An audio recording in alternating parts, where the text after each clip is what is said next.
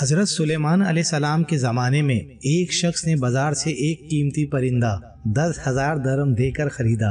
اس پرندے کی آواز بہت خوبصورت تھی۔ جو کوئی بھی اس شخص کے گھر آتا وہ اس پرندے کی آواز سن کر بہت خوش ہوتا۔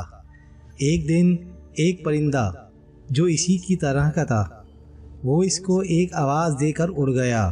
اب تو اس پرندے نے بولنا بالکل چھوڑ دیا اور مکمل خاموشی اختیار کر لی۔ کوئی بھی آ جائے پرندہ آواز نہیں نکالتا تھا۔ وہ شخص جس نے یہ پرندہ بڑی قیمت دے کر خریدا تھا بڑا پریشان ہوا۔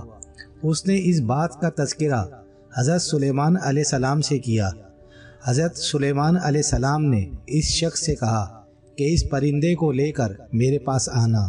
دوسرے دن وہ شخص پرندے کو لے کر حضرت سلیمان علیہ السلام کی خدمت میں حاضر ہوا۔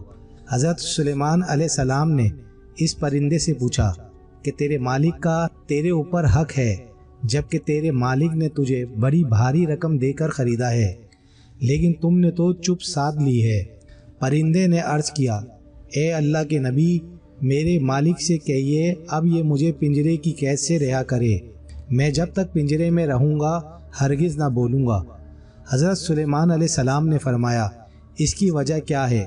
پرندے نے عرض کی، اے اللہ کے نبی، میرا چیخنا چلانا اپنے وطن اور اولاد کی جدائی کا سبب تھا، لیکن میرے ہم جنس پرندے نے مجھے سمجھایا کہ تجھے قید صرف تیری خوش آوازی کی وجہ سے کیا گیا ہے۔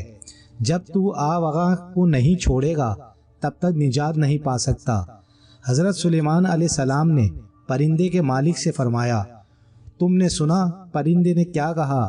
اس شخص نے کہا، واقعی میں نے صرف اس کو اس کی آواز کی وجہ سے قید رکھا تھا۔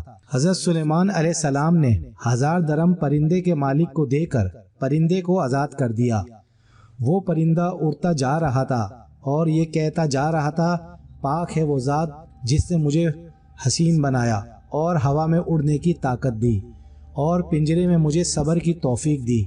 اس کے بعد حضرت سلیمان علیہ السلام نے فرمایا، جب تک یہ پنجرے میں آ وغا کرتا رہا قید رہا، جب اس نے صبر کیا تو اس کو نجات ملی۔